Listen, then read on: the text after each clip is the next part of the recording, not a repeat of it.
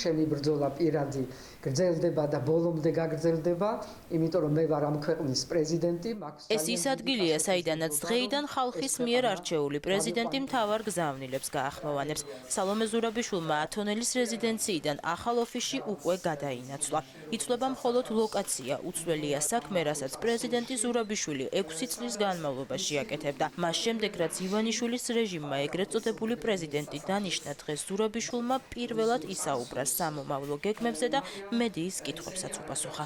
მე მინდა დღეს თქვენ მიიღოთ ამ ახალ ოფისში, რომელიც არის გაგრძელება ორბელიანების სასახლესი. შეიძლება არ გავდეს ორბელიანების სასახლეს, მაგრამ სული და სულისკვეთება აქ არის და აქ გრძელდება პრეზიდენტის ფუნქცია ამ ქვეყანაში, რომელიც დღეს იმყოფება ძალიან ღრმა კრიზისში. ახალ არჩევნებს რომ ალტერნატივა არა აქვს და ქვეყანა რუსულ წარსულს აღარ დაუბრუნდება, ამაში დარწმუნებულია ზურაბიშვილი. ის ოლიგარქ ივანიშვილს ორ ვარიანტს თავაზობს, ან დაუყოვნებლივ დაინიშნოს ახალი არჩევნები, ან დაელოდოს სახელმწიფო ინსტიტუტების სრულად ჩამოშლას, რომელიც უკვე დაწყებულია და რაც ქვეყნისთვის კიდევ უფრო მეტ იზოლაციას მოიტანს. ორი ვარიანტი აქვს დღეს მართველ გუნდს, ერთი რომ დაინახოს ეს რეალობა, დაინახოს რომ რა უნდა ქართველ ხალხს და თვითონ წავიდეს იმაზე, რომელიც იქნება ცხადია დათმობა, წავიდეს ახალ არჩევნების ორგანიზებაზე, ვთქვათ, იმ ძალებთან ერთად, რომლებიც არიან ქვეყანაში და იმ რეკომენდაციების გათვალისწინებით, რაც არსებობს და ამაზე დოკუმენტი, როგორც უკვე ვთქვით, მზადდება და პრაქტიკულად მზად იქნება მომავალ დღეებში. მეორე ვარიანტი არის ბევრად უფრო ძნელი და რთული ქვეყნისთვის, თუ ქვეყანაზე ფიქრობს ვინმე, რომ მმართველმა პარტიამ დაელოდოს თავის ბოლომდე დაშლას. სალომე ზურაბიშვილი პრეზიდენტის უფლებამოსილების შესრულებას აგრძელებს და ქვეყნის იზოლაციიდან გამოსვლის გეგმაც აქვს. მან უკვე მიიღო დონალდ ტრამპის ინაუგურაციის მოსაწვევი და ამერიკის შეერთებულ შტატებში მაღალი რანგის შეხვედრებიც დაანონსა. ეს კი პარტნიორებისგან კიდევ ერთხელ იმის დემონსტრირებაა, რომ ოცნების ლეგიტიმაციას არავინ აღიარებს და დასავლური სამყაროს მხარდაჭერა სალომე ზურაბიშვილს აქვს.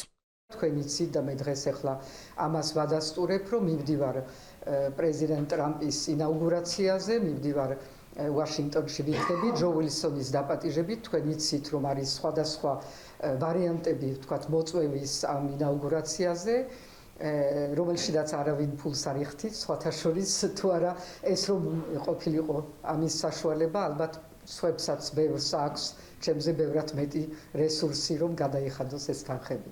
მაგრამ ეს დავტოვოთ ეს ხუმრობა გვერდზე.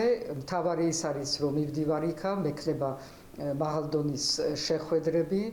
პრეზიდენტი, რომელმაც უკვე ყველას ქვეყნის შიგნითაც და გარეთაც დაუმტკიცა, რომ ევროპული ღირებულებების ერთგულია და ღიად ამხილა ოცნების რუსული რეჟიმი, აქტიურ შეხვედრებს გამართავს მოსახლეობასთანაც. რეგიონ სალომე ზურაბიშვილი შეხვდება ყველა მოქალაქეს, რომელიც უკვე 53 დღეა ქვეყნის დემოკრატიის სადარაჯოზე დგას და ივანიშვილის რეჟიმთან დანებებას არ აპირებს.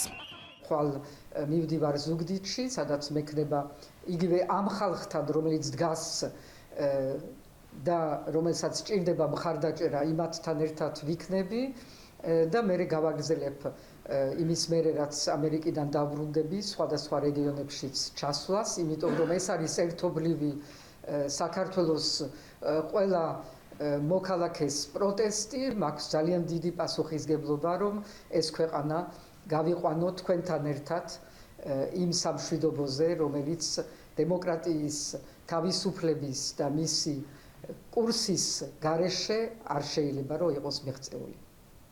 ყველა სახელმწიფო ინსტიტუტი ემსახურება ერთ ადამიანს, გადაწყვეტილებები მიიღება საზღვრებს მიღმა და ოცნებამ კონსტიტუცია ფეხქვეშ გათელა. ამ მთავარი გზავნილის კვალდაკვალ ზურაბიშვილი ოცნებას სანქციების გვერდისავლასა და რუსეთთან თანამშრომლობაშიც ადანაშაულებს.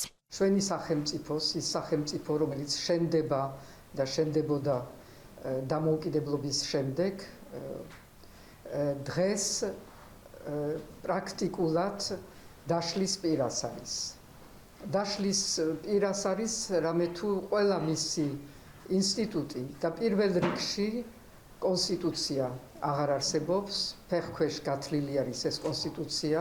ინსტრუქციები მოდის ერთ ადამიანისგან საქართველოში თუ საქართველოს საზღვრების მიღმა არის მიღებული ეს გადაწყვეტილებები, ესეც აღარ ვიცით. არის ძალიან სერიოზული კითხვები, რომ პოლიცია ცუდად ეგუება იმას, რომ კრიმინალურ ვერტიკალს უნდა დაემორჩილოს და არაჩვეულებრივ ინსტიტუციურ ვერტიკალს, ესეც გასაგები არის. და დიდხანს ვერც ერთი ინსტიტუტი ვერ შეეგუება იმას და ვერც ერთი ადამიანი, რომელიც არ არის ბოლომდე მიყიდული, ვერ შეეგუება იმას, რომ იყოს მართული ამ ფორმით. რა კონფიგურაცია იქნება ახალი არჩევნების ჩანიშვნის შემთხვევაში და რომელ პლატფორმაზე შეიძლება ვიხილოთ ზურაბიშვილი, ეს ეტაპობრივად გახდება ცნობილი. მანამდე კი საქართველოს მეხუთე პრეზიდენტი უფლებამოსილების შესრულებას და ქვეყნის ევროპული მომავლის დაცვას განაგრძობს.